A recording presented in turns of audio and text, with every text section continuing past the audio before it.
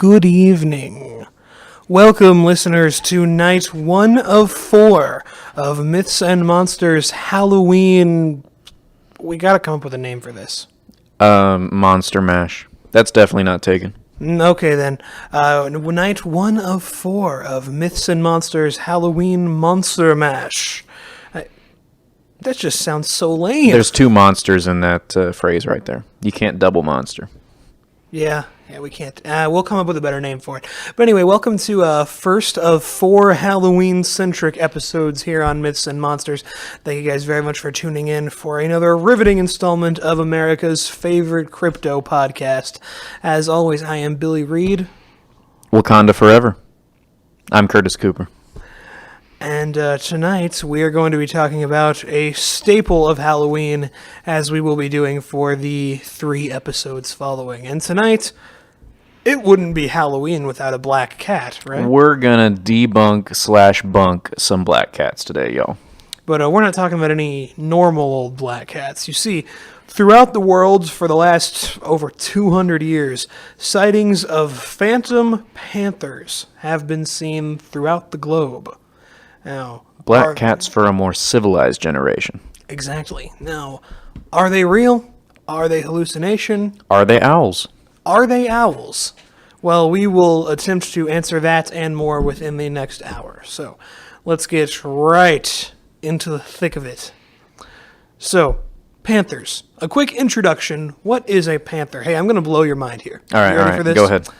Did you know that the name panther does not refer to any one species of animal? What?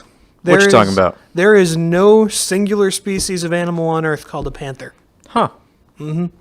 A panther is any animal that falls under the genus Panthera, which actually includes 5 animals and all their offshoots. Lions, tigers, leopards, jaguars, and snow leopards. Well, now my next question is, what's a black panther then? Well, you see, a black panther is exactly how it sounds, any of these animals that just happens to be black. Really? But I guess that would commonly be, what, a jaguar? Well, of these 5, the only 2 that can be born black are leopards and jaguars. Well, there you go. There have been reports of black lions, but none have actually ever been officially recorded. So, there are white lions, though, and white tigers, obviously. But anyway, of the jaguar population, black jaguars make up less than 6% of the global population. I assume they're heavily protected then. Oh, yeah. Well, and they're very rare, too. So you're telling me I guess it would be the Carolina Panthers would basically be the same as calling a team the Indiana Birds. Essentially, yeah, it's kind of a blanket term. Wow. Boo for the Panthers then. And black leopards, so black jaguars make up less than 6% of the global jaguar population. Black leopards make up approximately 11% of the global population.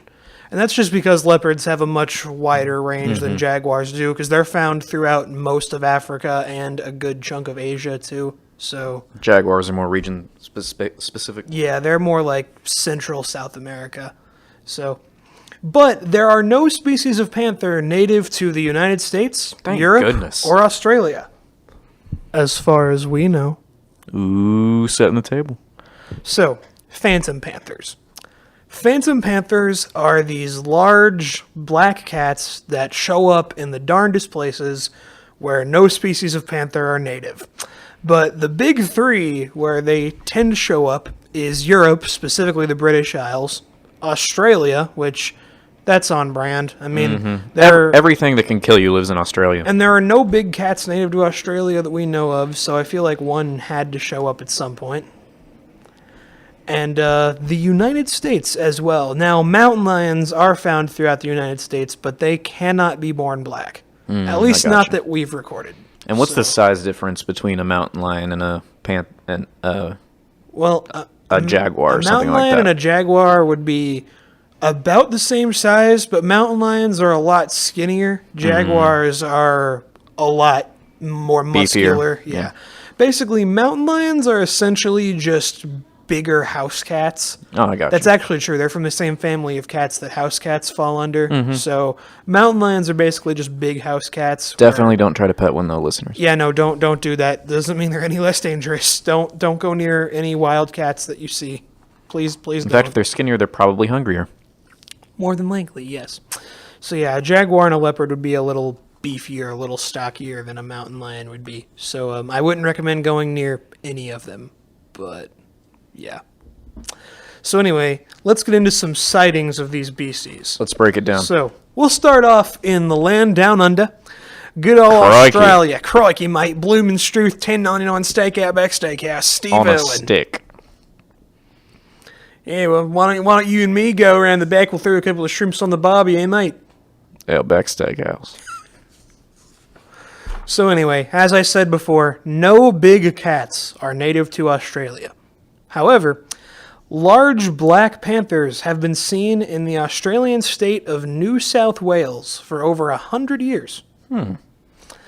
And in 2018, Oh, this is recent. an Australian hiker by the name of Sam Mayer, he reported to see a large black cat jumping in front of him on a hiking trail before it ran back into the woods. Now, he remarked when he told the authorities about this that he had heard stories of the Black Panthers, but never really believed it until he saw one for himself. So what's the validity about this account? Like, how do we know he wasn't just joshing us? Well, we don't really know, but But does he seem like a pretty credible guy? yeah, he didn't seem like, some guy just looking for attention, so I didn't really do a lot of background research on him, but he seemed like a credible source. As long as he's got the Billy sign of approval, I approve. And there are other accounts of these things. The ones in Australia have really died down in the last couple of years, but there are others. Like there's a whole Facebook group that I found that's dedicated to like cataloging sightings of these things. Oh, wow. And a lot of like trail cam photos and amateur videos have popped up in the last few years of them. So Any convincing ones? actually, quite a few, because most of them, unless these are just photos of jaguars and leopards that people have taken from Google and just put on this Facebook group, they're pretty hard to explain. But you see, with all these sightings of large, unidentified cats, a lot of experts have gotten involved because a lot of physical evidence has been found too. You see large, unidentified paw prints and slaughtered farm animals still turn up in Australia Again to with the this day. slaughtered farm animals. These Well- cryptids just can't keep away from them. Well, unlike the chupacabra, which just sucked blood, this thing actually Destroys them? Yeah. This Eviscerates. yeah, and it leaves behind footprints, unlike the chupacabra. This panther is running a much sloppier operation than the chupacabra. He's got to clean it up. He's got to go to like the Cryptid Corporation and clean up his act. I think the chupacabra needs to come in and do some mentor work here. Like this thing needs to intern with the chupacabra. The Big Brother Cryptid Program. Because like I thought cats were supposed to be sneaky. This thing is sloppy. No, it's a sloppy cat. Especially these Australians. I mean, come on, Australians are the most loud, boisterous people on earth. How are they catching photos of this thing? That's fair. They make their presence known. But anyway, in 1999, so 20 years ago, not terribly recent, but not horribly long ago, an Australian ecologist by the name of Johannes Bauer published a paper all about the research he had conducted on these black panthers in the Australian outback, and he concluded that all the evidence pointed to some sort of uncatalogued species of big cat definitely existing in Australia.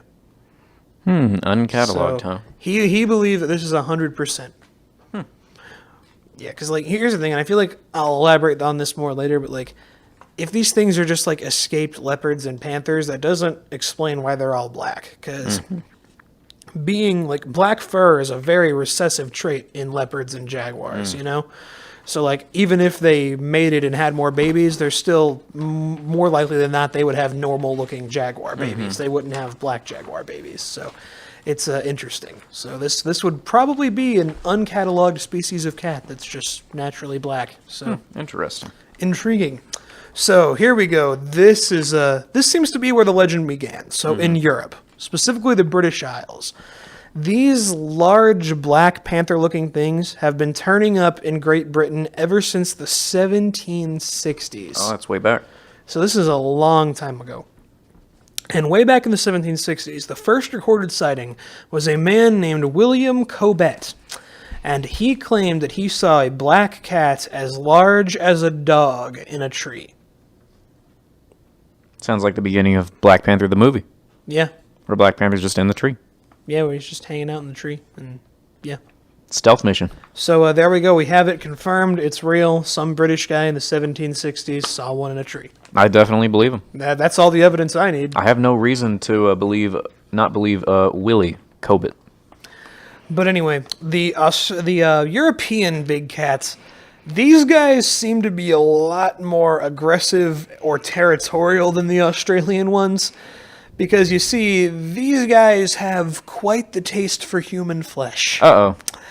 This is a new one in terms of cryptids we've discussed so far. Yeah, the European Black Panthers, these are cryptids that do not pull punches. So, let's hop in the Black Panther time machine to the year 2000. Ooh, time machine. 11-year-old Josh Hopkins was playing in a field near his house out on the moors in Great Britain, which is basically big fields, farmland. A lot of remote countryside out there, so a lot of animals live out there. And while he was playing out there with his friends one day, a huge black cat jumped him and took him to the ground. And basically started clawing and biting at his face. Now, eventually, he escaped and ran back home, where he managed to go inside and just started screaming and crying to his mom, saying that there was some kind of big cat out there. And they took him to the hospital. Thankfully, he escaped with only minor injuries. Great news. But he did get one giant claw mark across his face that experts said was way too big to be from a domestic cat. So local police couldn't locate the cat in question, but they did issue a warning for citizens to stay indoors after dark. Man, that kid was cool for the rest of his life, and is probably still cool if he's still alive. And, well, I mean, it was 2000. He's more than likely still alive. Yeah, just imagine like a huge scar across your face. Like, yeah, I fought a Black Panther and lived. It's really interesting because when the police interviewed him, they said, "How did you get away?" And the only thing he said was, "I wanted to live." That's so awesome. So I feel like he probably rehearsed what to say, though. I mean, I hope they built a statue of Josh Hopkins. if I was 11 years old and got attacked by a cat monster, I would have rehearsed what I was going to say in every interview after that. Kid's a legend. Oh, yeah, this kid, I mean, wow. We need to invite him on the podcast. I wish I could be as cool as Josh Hopkins from England. We need to phone him in. So yeah, Josh Hopkins from England, 11 years old, 19 years ago, so that'd make him, 30 now? Yeah, exactly. So 30-year-old Josh Hopkins from England, please, if you're listening, please call us. We're at myths_monsters on Instagram, at monsters_myths on Twitter, so let us know that you hear us, Josh Hopkins. He can come on with the Chupacabra and they can have a nice, rousing conversation. Yeah, they can have a good talk. The Chupacabra can teach this cat a thing or two. Yeah. What kind of sloppy operation is this? You just jump some kid in a field? And the Chupacabra doesn't have that fancy black camouflage that you have, Black Panther. He's doing more with less. Yeah, what are you doing hunting in the day, Mr. Black Panther? You'd have a lot to gain by hunting at night, but whatever, you do you. So, in 2005, another Englishman by the name of Anthony Holder was attacked by a large black cat in his backyard one day while he was tending his garden. So this is a grown man. Oh yeah, grown man. Not just a grown man. Mr. Holder is 6'5" and 210 pounds. That's an NFL linebacker. In his report, he said this thing took him to the ground. Whoa, So, that's a big cat. yeah, this thing's got some muscle. So he did escape with minor injuries, and police officers investigated the nearby woods. And one officer did report seeing a large black cat, but it retreated into the woods before he could shoot it. So, I mean, to be fair, if I saw one of those things, I'd be in shock, so I probably wouldn't even think to shoot it. Most likely. Now, earlier this year, in January of 2019... Ooh, this counts as breaking news. A man by the name of Matthew Wild of Cornwall was attacked by a large black cat that tried to get into his girlfriend's house while he was visiting her one day. They saw this thing circling outside and trying to get into the windows, and he ran over to shut a window that was open, and this thing reached in and scratched his arm. Well, that is harrowing. I'm glad they're okay. So, yeah. These British Panthers are ruthless. Yeah, they'll come after you. At least they haven't killed anybody. Yeah, well, I mean, that we know of. Yeah, that's right. Those moors that I was talking about, that's a lot of countryside. People go missing there all the time. And, like, I mean, I'm sure you've heard stories of like those bogs and marshes out in the UK where like people go out there, they don't come back. So who's to say that one of these Black Panthers hasn't claimed a human victim before? I mean, I like to be optimistic. stranger things have happened. But obviously, it was only a matter of time before sightings of the Phantom Panthers reached the United States. And these things have been sighted in rural, secluded areas of the United States for about the last 100 years or so. And interesting thing is that the sightings of these things do not correlate with regions that have breeding populations of mountain lions. Oh, fascinating. It's almost like they're trying to stay away from, like, competitors. Yeah, like they have the market cornered. It's a nice nice area, nice tactic they've got going. But these guys luckily don't seem as aggressive as their British cousins. But you know, you never know. These guys might get a little more gutsy one day.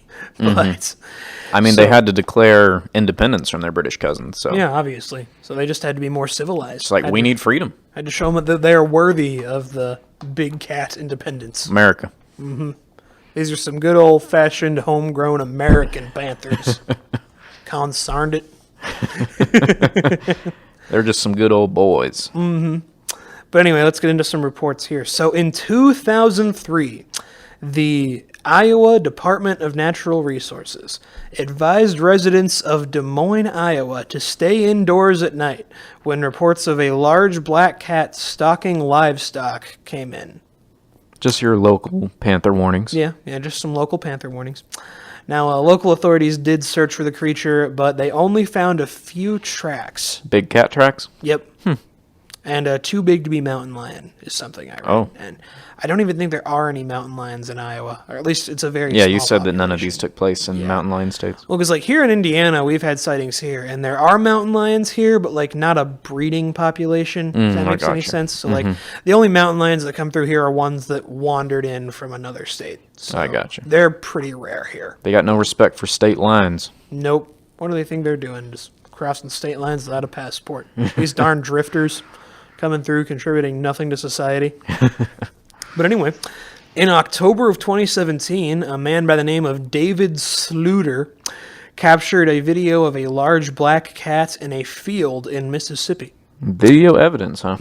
Now, experts have analyzed this video, and many of them are very confused because it's a pretty grainy video, as cryptid videos usually are. And they say that the side profile and the build of this thing matches a house cat or a mountain lion. But based on the size of it relative to where the video was shot and relative to where this thing was, this thing would almost be as big as like a jaguar or a leopard.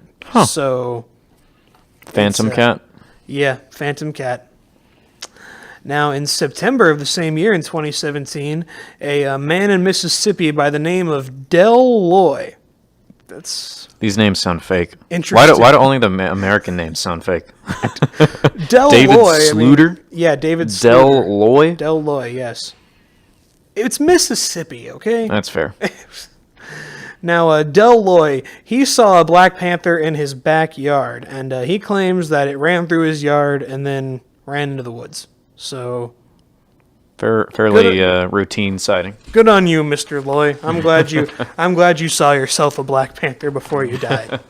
And here's a sighting that hits pretty close to home. In Monroe County, Indiana, only about 2 hours north of here. That's the same county as IU Bloomington, actually. Oh. So this is a pretty heavily populated area. Now, for about a 2-month stretch, from January to March of 2006, a large black cat was sighted by about 36 citizens of Monroe County, and over 30 animals in the area, including donkeys, cows, pigs, and dogs, were mauled Those are in some this big animals. 2-month stretch. Wow. So these cats got no chill. No, and they just decided to like attack for like 2 months. At least the British ones seem to be the only ones that attack humans, but True. the rest of them don't seem to have much regard for anything else. So. They're hungry. But anyway, all these people all around the world are seeing these crazy cats. So there has to be some kind of explanation, because this is one of the most widely spread and widely documented cryptid cases out there. And it's also one of the more believable if you get right down to it. Yeah, it's more realistic than a lot of the other cryptids we've talked about so far. So this just we need to talk about here. What's a good explanation for this? Like, where did these things come from? So I fired up the patented Myths and Monsters cryptid detector, and I Totally went fine. digging for some explanations for this here Phantom Panther. And I'm going to start with the most fun one because we're all about fun here at Myths and Monsters. And it was kind of hard to find a lot of like scientific explanations for these panthers other than the one expert you cited, because it's just more of a niche type of cryptid that a lot of people haven't heard of. But the most fun one I found was on a blog called The Paranormal Pastor. And he explained that these phantom panthers were extra-dimensional. So that means that they could easily hop through dimensions. So, Billy, what do you think about that? Well, that's hard to argue with. It's one of those arguments where, like, prove him wrong. So he's a paranormal pastor. Is there like some passage in the Bible that he's citing as evidence for this? No, I think this is just a side gig. Okay, he okay. lists on the website, like, yeah, I have a theology degree. He just does it on the side, I guess. All right, Whatever. all right, cool. So, You do you, paranormal pastor? So if these things are like extra-dimensional beings, why do they have to eat? And why do they leave behind footprints? Well, why would they not do either of those things? Because I'm just saying, if these are like extra-dimensional beings, like, why would they even come here? Is there nothing in their dimension to eat? I don't know. I don't really know how multiple dimensions work, but Billy, let me ask you. Let's deviate into a slight rabbit hole here for a second. What do you think about dimension hopping and like the idea of different dimensions? I mean, yeah, there could be other dimensions. It's kind of like the aliens thing. I mean, it seems very unlikely that there's not. I just don't know how possible it is to go between one or the other, you know? Yeah, different like planes of, I guess, even reality or Yeah, like different how would- universes, you How know? would we even go about that? Because, like, space travel is one thing. Dimension hopping, like, how would that even work? Yeah, like at least we can kind of wrap our minds around like how time travel wouldn't necessarily work, but like that it's a thing. Like dimension hopping, it's like, huh. You kind of have to like establish the rules before you can even talk about that. And Yeah. the rules would just be something that you would create as a construct. So the theory that the paranormal pastor has, like, you have to suspend a lot of disbelief just to believe that these cats have figured it out. Yeah. So, I'm not entirely buying into this one. No, me neither. So the second theory that I was able to cook up was that they're just pets. Because we know that there are plenty of eccentric rich people that like to buy exotic pets, sometimes under the table. And it's very likely that some of them could have escaped and kind of bred. Very possible, yeah. So what do you think about that? Well, I think that one has a lot more going for it than the extra-dimensional Panthers. I only included that because I thought it was fun. Because, interesting thing that I read is that a former circus employee who was Oh, actually a man. lion tamer over in the UK, We should do a circus special he, sometime. he actually admitted to some British authorities that in the 70s, he actually released a black leopard onto the moors. So, How long do, I guess, panthers and well, leopards let's see. That live? would be a leopard. So let me just Google right now life expectancy of a leopard.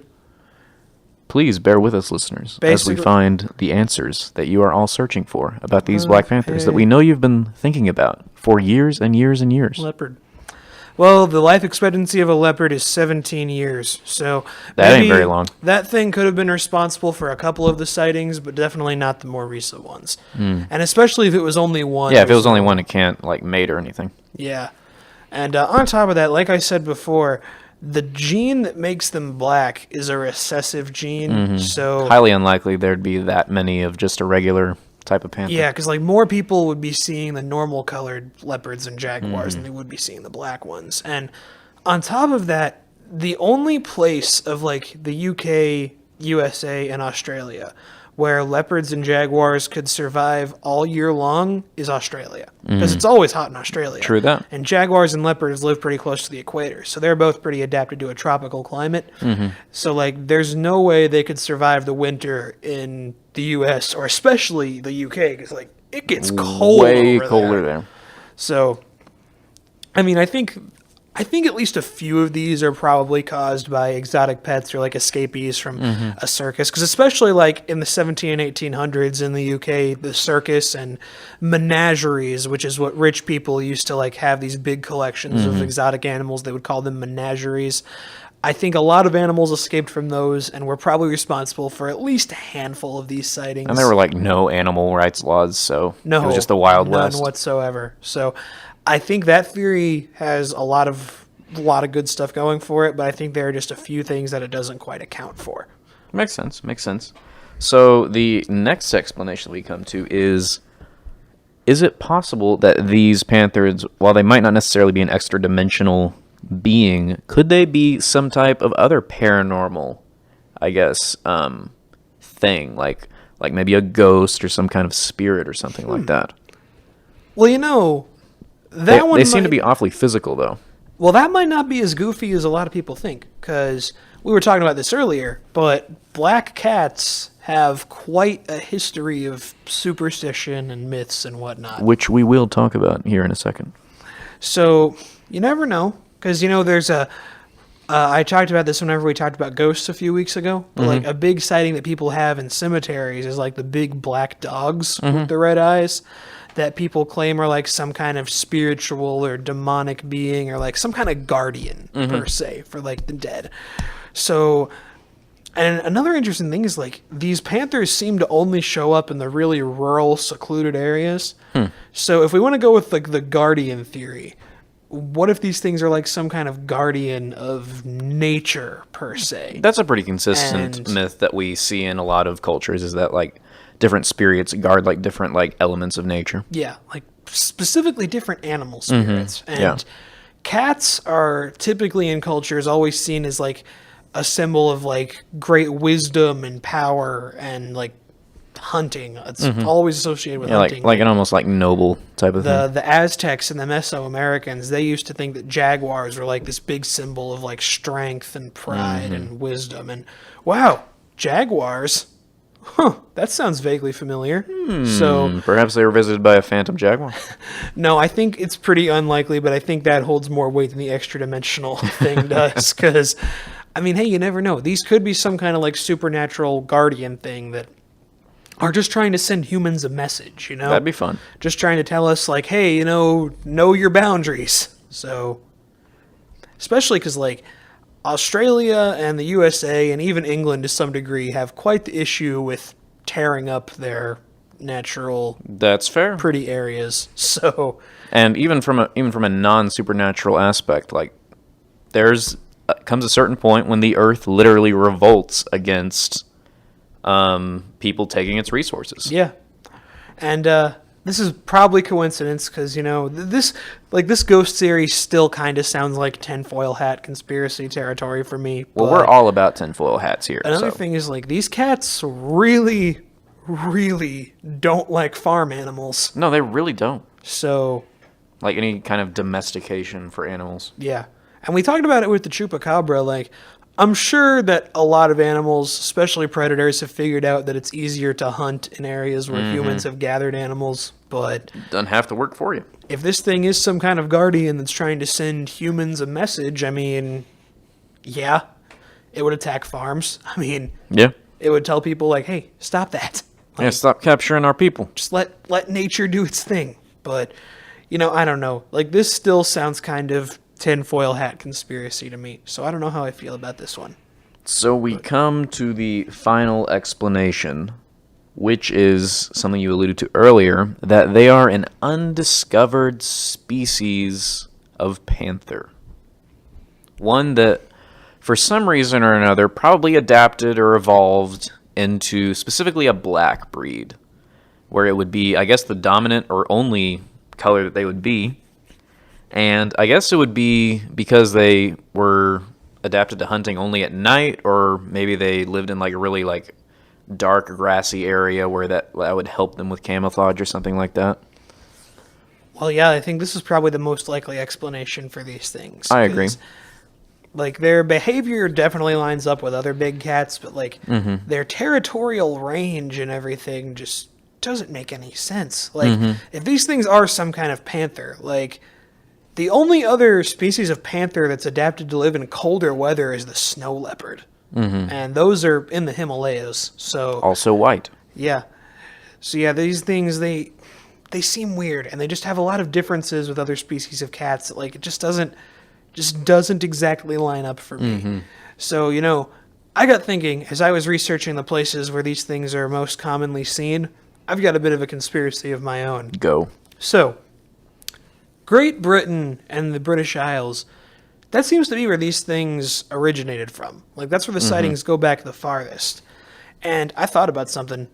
What do the United States and Australia have in common? What's one country that was very, very influential in colonizing both of them? They were both part of Britain at one point or another. So, hear me out. What if these things were some kind of species of big cat that started in Britain and the British brought them over? Thanks, imperialism. Because, at least America has a climate pretty similar to Britain's. Yeah. So they could adapt pretty easily here. Australia is a little trickier because if these guys are more adapted to cold weather, that would... natural selection could take its course and they could just adapt a way around it. But... Okay, here's a question. I don't know if you know the answer to it. Is it harder for a creature to adapt from cold to hot or from hot to cold? Or does it matter? Or is it equally difficult? let me think about it. We're thinking. Panthers are cool. Phantom Panthers are cooler. I honestly think it would be equally difficult. Because, here's the thing. Take, two very similar animals. Take a leopard and a snow leopard. So take a leopard that's adapted to, tropical, really hot, really humid environments and put it in the Himalayas. Freeze to death. Yeah. And take a snow leopard, which has a lot of fat, really thick fur, adapted to climb mountains, and is just really adapted to super cold weather, and put it in the Congo rainforest. Probably die. Yeah. So from heat exhaustion. I don't think either of them would fare very well. But there's also another interesting thing I found when I was looking this up. So, gray wolves. So, wolves are one of the most widely spread animals in the world. These guys exist on almost every continent. And wolves have somehow found a way to exist in the more cold environments of the Yukon Territory in Canada and the Europe and everything and the more cold areas in Russia. And yet, gray wolves, the exact same species, have somehow figured out how to survive in jungles in India, where it's significantly warmer. And genetically, they're the same. Yeah, they're wolf. the exact same species. So It's possible. it's not impossible that these things could be equally adept to colder and warmer climates. Yeah, it's just a matter of learning to survive in that environment. Yeah, exactly. And big cats are usually the top of the food chain in their territory. Yeah. So That would explain why they stay away from the mountain lion territories here. yeah, it wouldn't be very hard for these things to take over an ecosystem. But they really do seem to not make themselves known very often. No. It seems like they only want to stay in the far back reaches of the woods. They don't really want anything to do with people. And Definitely adds to them as a cryptid more so than this apex predator. Yeah, and if the European accounts are to be taken seriously, they don't really care for people very much. No, they really don't. So, and here's something that a lot of people don't realize is in the deep, deep, deep woods. Now, I don't mean out on the back roads somewhere. I mean miles and miles into the woods where there's no roads, nobody ever goes out there. It is so secluded and so remote out in the far back reaches of the woods. We don't know what's out there. We don't know what could be hiding out there. Fair. It's not like we have cameras pointed at every inch of every continent. Yeah, and we know so little about this planet as it is. Yeah, we know next to nothing but the ocean. We'll be talking about some fishy cryptids here sooner rather than later. We will be. Just wait for Halloween to blow over. We'll come back for that. Things will get a little fishy. But there's a lot that we don't know, and there could be a lot of species out there that we don't know about. We talked about it with the chupacabra. There are so many species that have probably lived on this earth and gone extinct in the last century that we will never know about. Which is crazy. So it's entirely possible that there could be a species of big cat somewhere out there that we just don't know about. That would be heavily endangered. Yeah, exactly. You mentioned it with the chupacabra, but there are a lot of species out there that we don't know about because there's only a handful of them left. Yeah, exactly. So if these things are real, there probably aren't that many of them. Like there's probably a good couple of steady breeding populations, but if they're real, I would be surprised if there were more than about 500 or 600 of them around the world. Because, I mean, even though they stay away from mountain lion territory, I mean, they still have competition from black bears, coyotes, bobcats. I mean, a lot of carnivores out there, you know? So, yeah, I think it's very likely that if these things are real, they're more than likely just some undiscovered species. Yeah, I'd agree. And like we said before, it's a cat. Like, we don't have to suspend a lot of disbelief for that. Like, it's not like it's a lanky bat thing like the chupacabra or That takes a little more mental gymnastics yeah, to explain. or a flying horse like the Jersey Devil. Like, this is just a cat. Like, just a It's big cat. So, yeah, it's totally possible. So let's talk, before we end out on some percentages, about some cultural, I guess, myths about black cats and some cultural beliefs. Because black cats are kind of a staple of the occult, Halloween, that kind of thing. So Definitely, at least in the West. So first of all, some of the earliest reports of black cat in folklore was Scottish lore, actually. And the Scottish actually believed that a black cat's arrival to a home signified prosperity. So they were a good luck charm in Scottish mythology. And then going over the pond a little bit to Celtic mythology, a fairy known as the Cat Sith takes the form of a black cat. Black cats are also considered good luck in the rest of Britain and Japan. So even in some of the more western territories like Britain early on, when the Celts were there, they considered black cats to be good luck. And they also believe that a lady who owned a black cat would have many suitors. So she would be more attractive to people because she had a black cat. Now, obviously, in Western history, there have been a little bit more of a contentious feeling about black cats. Basically that they're evil omens or being like these animal friends of like witches and stuff like that. Or they were actually witches that had shape-shifted into cats. So that's fun.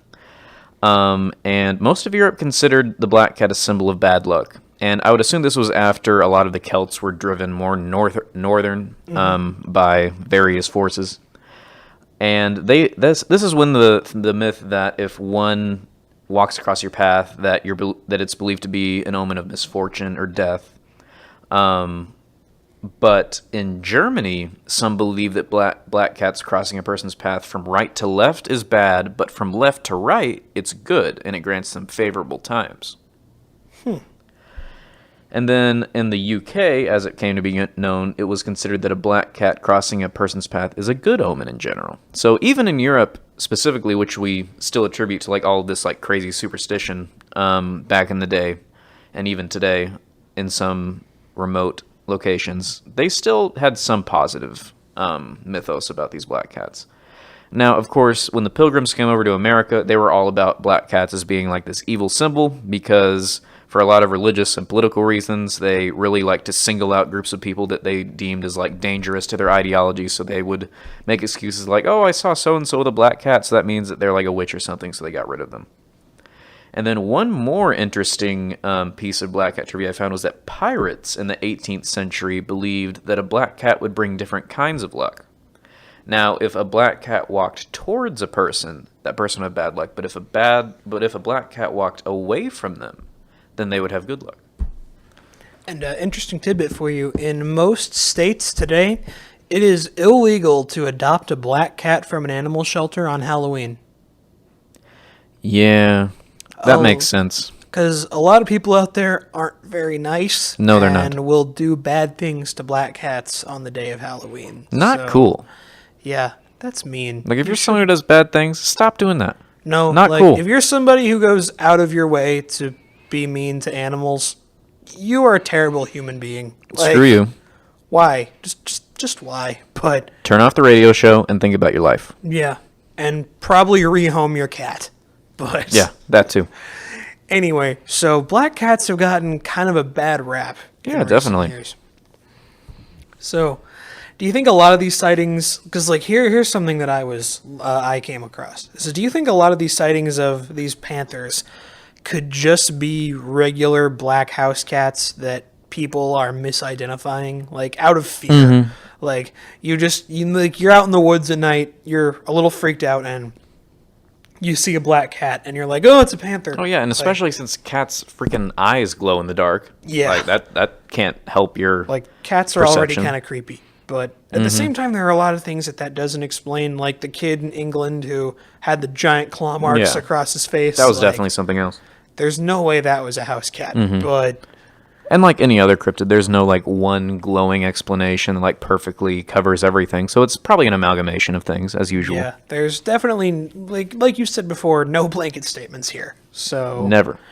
yeah, there's more than likely quite a few explanations for it, but there's no like one definitive one. So So Billy Monster Tamer Reed, let me ask you some percentage questions. So let's start with the fun one. Percentage chance that the Panthers are from another dimension. that gets a 1%. I'm going to give it a I don't know percent because I can't disprove it. That's optimistic. All right, so how about percentage chance that they are something supernatural? Well, that's an interesting theory, and again, I said that really just sounds like tinfoil hat conspiracy type of thing, you know. I like it. Like, it's interesting. There's nothing wrong with being biased. It's interesting. I'll say that. So I'll give it a 5% chance. I'm going to give it a 0% chance just because of how physical a lot of these stories were in terms of like what the Yeah, cat definitely. actually did to them. All right, so how about percentage chance that these cats are all documented species that we know about and that there's no undocumented animal creeping around with that description? I'm going to give that about a 20% chance. Cause, Yeah, that makes sense. yeah, I think that definitely can't be out. That can't be ruled out because that's very possible. Yeah. I just don't understand how a breeding population of jaguars or leopards could be living out in the American wilds and somehow we're only seeing the black ones when, like I said, jaguars, less than 6% of their global population are the ones that are Yeah, completely very black. unlikely. So, yeah, I find it weird. Like, we'd be seeing the normal ones, so that's a little unlikely for me, but I think that one's definitely very plausible. That these could just be escaped pets or escaped from a zoo or something like that. So, you never know, but I think it's unlikely, but possible. I'll give it a 22%. Okay, nice. So I guess using math powers, that would mean that you would say there's an 80% chance that they're an undocumented species. Yeah, I would say that, because, like I said, this is one of the more plausible cryptids Yeah. in the world. Like, it's extremely possible that there's just some species of big cat out there that we've never seen. And, here's the thing.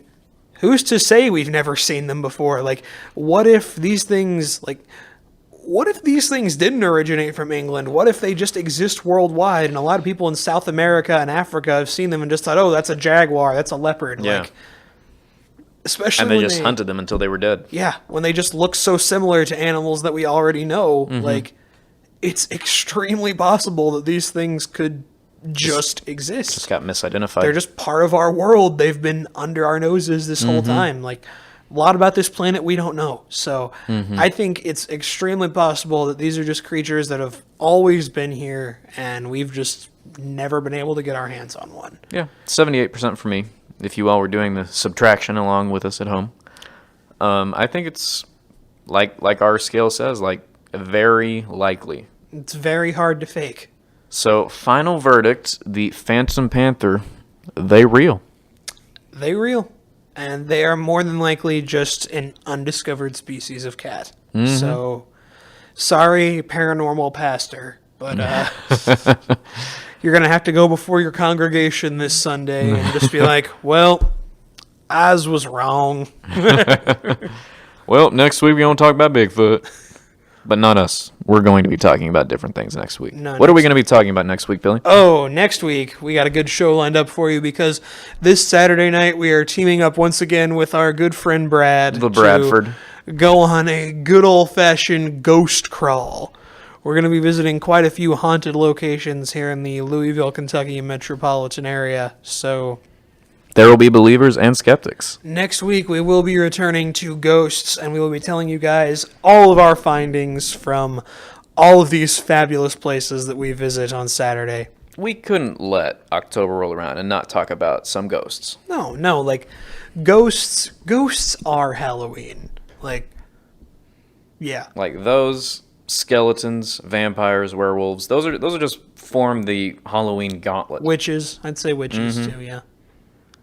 That's just the Halloween Zombies. Yeah, zombies.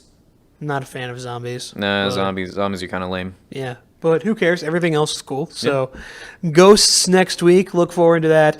Then after that, we're all you goth kids out there better be ready because we're talking about some good old-fashioned vampires. Both shiny and not. Hopefully not shiny. Like, if vampires are, if vampires are real and it just turns out that they're the Twilight ones, like, our life is a lie. Hey, but one of them's Batman. Yeah, he's Batman. So is Taylor Lautner going to be the Joker now? He better. That was a good pregnant pause. I was about to tell you to say something. No, like the true masters of podcasting have mastered the pregnant pause, because if you pregnant pause for long enough, then the person looks down at their phone to see if the thing paused, and it's hilarious. So we got you. Yeah, we got you guys good. So yeah, look forward to vampires. And then the final show of October on the day before Halloween, we are going to be talking about some werewolves to close out the month. We're going to be looking at the moon. And like I said, we are going to be roaming around town with a full moon attached to a fishing pole, trying to lure out any werewolves. So Here, weird wolf. it's just like moths to a flame. And Mothman will be coming soon, now in development. Mothman is now in development. We have a lot of stuff now in development. So Oh, yeah. yeah, look forward to all that. Please look forward to it. And the Goatman will be coming up soon. Goatman too. is in the development pipeline. That is going to can be a guaranteed of that. terrifying on-site investigation. I'm not looking forward to that one. I'm going to bring my Goatman detector. Well, we'll just have to bring a handy-dandy chupacabra. But man, there's a question. Who would win in a fight between a Goatman and a chupacabra? Now, viewers, you might be wondering, will they answer that question? Yes, we will. But But you that see- idea is now in development. Because we're 5, we are planning on doing a cryptid tournament episode, so There will be a cryptid fight night. look forward to that. Unleash your Because- inner 3-year-old. Because we're 6, and we want to know who would kick whose butt in a fight between Bigfoot and the Jersey Devil. And there will be So- some hearty discussion. We might even bring on some guests for that. Yeah, we might have to bring Brad on for that one. That seems like the kind of thing he'd want to talk about. Brad, Katie, we'll bring on the whole lot of them. Yeah, we'll call up Charlie, see if he's still alive. But yeah, we have some more good stuff lined up for you for the rest of October. So hope you guys do indeed stick around. I mean, where are you going? You guys love us. Yeah, you got nothing better to do. I mean, what do you have? Jobs? Not at 7:51, you don't. Yeah, losers. That is the number one key to having a successful podcast. Insult your guests. Yeah, exactly. 'Cause And insult your fans. there's no such thing as bad publicity. No. Everyone who listens to this show is a knuckle-dragging baboon. Tinfoil hat wearing goons.